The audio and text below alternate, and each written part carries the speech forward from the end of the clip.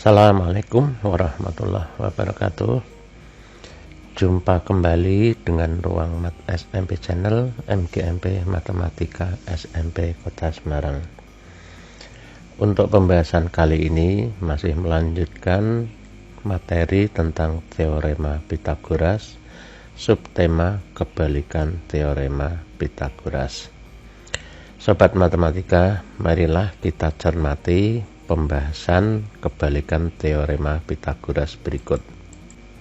Apa itu kebalikan teorema Pythagoras? Sobat matematika perlu ingat kembali bahwa teorema Pythagoras itu berlaku pada segitiga siku-siku.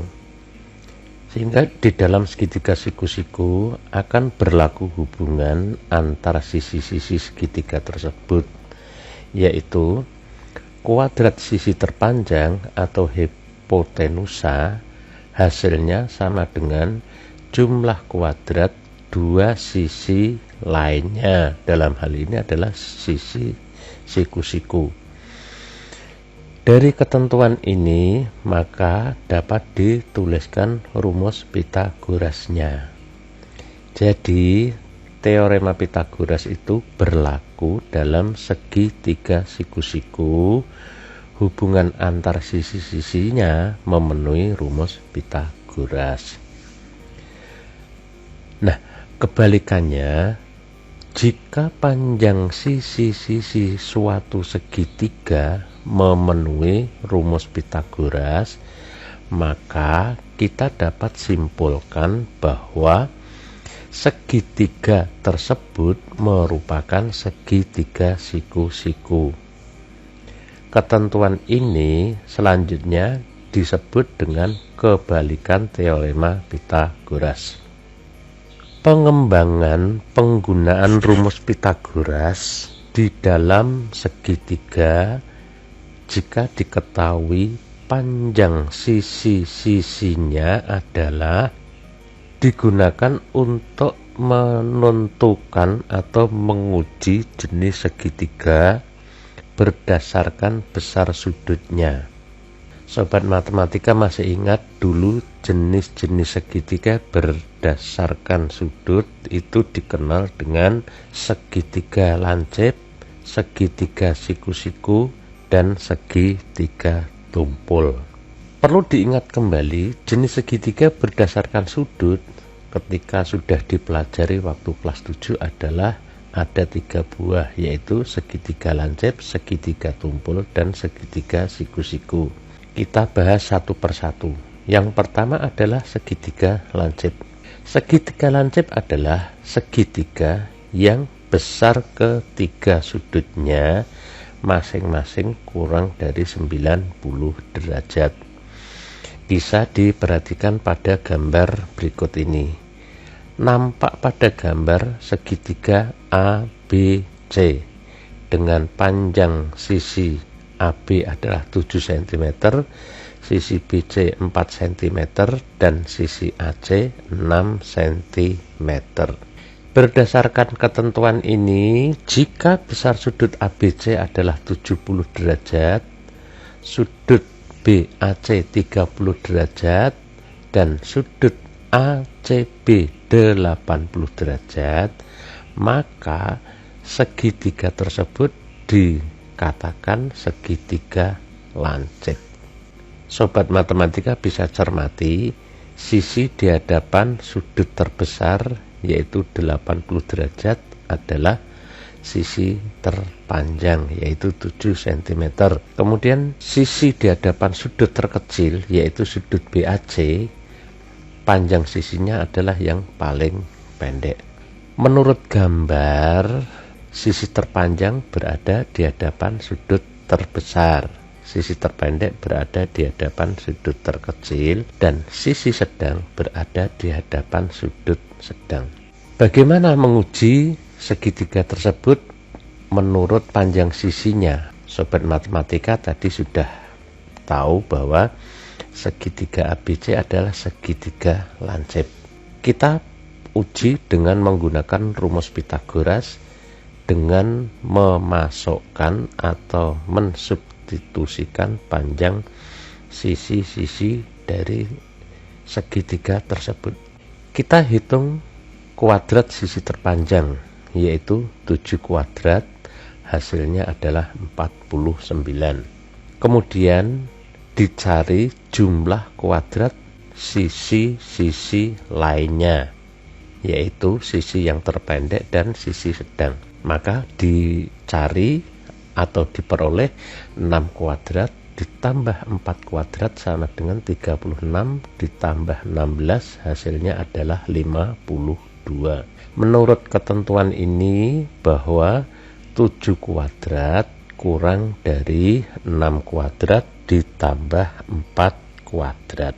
Sobat matematika tadi sudah mengetahui bahwa segitiga ABC adalah segitiga lancip. Maka ketentuan ini, jika kuadrat sisi terpanjang hasilnya kurang dari jumlah kuadrat dua sisi lainnya, dinamakan segitiga lancip.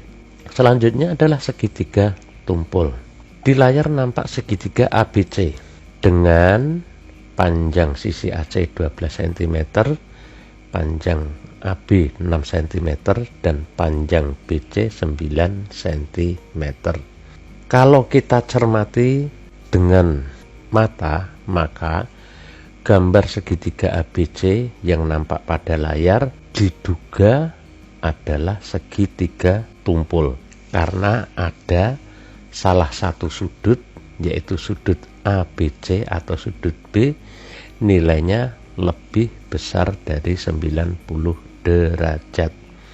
Namun perlu kita selidiki bahwa segitiga ABC itu adalah segitiga tumpul dengan cara menggunakan rumus Pythagoras. Terlebih dahulu dicari kuadrat dari sisi terpanjang, yaitu 12 kuadrat sama dengan 144. Kemudian jumlah kuadrat dua sisi lainnya, yaitu 6 kuadrat tambah 9 kuadrat sama dengan 36 tambah 81 sama dengan 117. Berarti dari hasil ini 12 kuadrat lebih besar atau lebih dari 6 kuadrat tambah 9 kuadrat, sehingga terbentuk segitiga tumpul. Selanjutnya untuk segitiga siku-siku. Pada layar nampak segitiga ABC siku-siku di titik C dengan panjang sisi miringnya atau sisi terpanjangnya 13 cm, sisi terpendek 5 cm, dan sisi sedang adalah 12 cm. Dari panjang sisi-sisinya kemudian kita uji dengan menggunakan rumus Pythagoras, yaitu kuadrat sisi terpanjang, yaitu 13 kuadrat sama dengan 169. Kemudian kita cari jumlah kuadrat dua sisi lainnya, yaitu 5 kuadrat tambah 12 kuadrat sama dengan 25 tambah 144, hasilnya 169. Ternyata hasil 13 kuadrat itu sama dengan 5 kuadrat tambah 12 kuadrat. Dengan demikian segitiga yang terbentuk adalah segitiga siku-siku. Dari penjelasan itu kemudian muncul satu pertanyaan, bagaimana hubungan panjang sisi dan jenis segitiganya? Sobat matematika, selanjutnya adalah bagaimana syarat jenis segitiga yang diketahui sisi-sisinya. Sobat bisa cermati 3 buah gambar segitiga. Gambar yang pertama adalah segitiga lancip, gambar yang kedua adalah segitiga siku-siku, dan gambar yang ketiga adalah segitiga tumpul. Dengan masing-masing ukuran, panjang sisi terpanjangnya adalah C. Dari ketiga gambar tersebut dan penjelasan sebelumnya, maka dapat diperoleh suatu syarat bentuk-bentuk atau jenis segitiga berdasarkan panjang sisi-sisi dari segitiga tersebut. 1. Jika C kuadrat kurang dari A kuadrat plus B kuadrat, artinya kuadrat sisi terpanjangnya kurang dari jumlah kuadrat dua sisi lainnya, akan terbentuk segitiga lancip. Yang kedua, Jika C kuadrat sama dengan A kuadrat plus B kuadrat, atau kuadrat sisi terpanjang sama dengan jumlah kuadrat dua sisi lainnya, akan terbentuk segitiga siku-siku. Syarat yang ketiga, jika C kuadrat lebih dari A kuadrat plus B kuadrat, atau kuadrat sisi terpanjang lebih dari jumlah kuadrat dua sisi lainnya, akan terbentuk segitiga tumpul. Nah, sobat matematika bisa cermati contoh berikut. Diketahui segitiga PQR dengan panjang sisi PQ 8 cm, QR 11 cm, dan PR 13 cm. Tentukan jenis segitiga PQR. Permasalahan ini kita bahas dengan menggunakan syarat-syarat dari jenis segitiga jika diketahui panjang sisi-sisi segitiga tersebut, yaitu dengan menggunakan kuadrat sisi terpanjangnya. Kita cari terlebih dahulu. Sisi terpanjangnya adalah PR, maka PR kuadrat sama dengan 13 kuadrat sama dengan 169. Selanjutnya dicari jumlah kuadrat dua sisi lainnya. Dua sisi yang lain itu adalah PQ dan QR. Ini adalah sisi terpendek dan sisi sedang. Kemudian kita cari kuadratnya. Jadi PQ kuadrat ditambah QR kuadrat sama dengan 8 kuadrat plus 11 kuadrat sama dengan 64 plus 121 sama dengan 185. Dengan membandingkan hasil tersebut, maka nilai dari 169 itu kurang dari 185. 169 diperoleh dari 13 kuadrat, sedangkan 185 diperoleh dari 8 kuadrat ditambah 11 kuadrat. Jadi dapat dituliskan 13 kuadrat kurang dari 8 kuadrat ditambah 11 kuadrat, atau dapat dituliskan PR kuadrat kurang dari PQ kuadrat plus QR kuadrat. Kesimpulannya bahwa segitiga PQR adalah segitiga lancip. Berikut ditampilkan simulasi menentukan jenis segitiga dengan menggunakan suatu aplikasi, tapi dengan catatan bahwa sisi terpanjangnya itu harus kurang dari jumlah dua sisi lainnya. Misalkan sisi terpanjang adalah P, sisi sedang Q, dan sisi terpendeknya R. Kemudian kita isikan. Misalnya P-nya 6, kemudian Q-nya 4, terus R-nya 3. Nah, untuk menguji bentuk segitiganya itu segitiga apa, setelah kita input nilai P, Q, dan R, kemudian kita klik tombol periksa. Ketika kita klik tombol periksa, maka P kuadratnya adalah 36. Ini menunjukkan kuadrat sisi terpanjang. Kemudian jumlah kuadrat dua sisi lainnya, yaitu yang Q kuadrat plus R kuadrat, itu adalah 4 kuadrat ditambah 3 kuadrat. Hasilnya adalah 16 ditambah 9, kemudian hasilnya 25. Dengan membandingkan hasil P kuadrat dan Q kuadrat plus R kuadrat ini, maka nilai P kuadrat lebih dari Q kuadrat plus R kuadrat, sehingga akan terbentuk segitiga tumpul. Sobat matematika bisa coba kembali kita isikan. Misalnya sisi terpanjangnya itu adalah 15, kemudian sisi yang sedang itu adalah 14 dan sisi terpendeknya itu adalah 13. Kemudian kita periksa.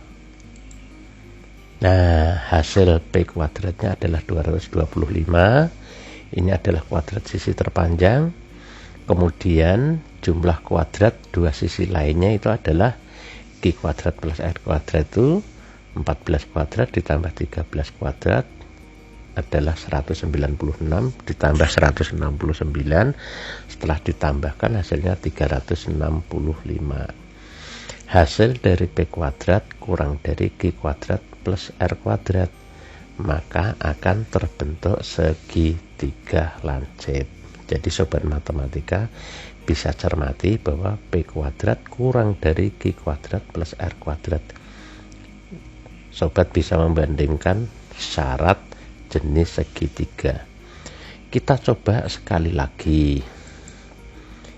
Misalnya sisi terpanjangnya itu adalah 17 cm, kemudian sisi sedangnya itu adalah 15 cm dan sisi terpendeknya itu adalah 8 cm.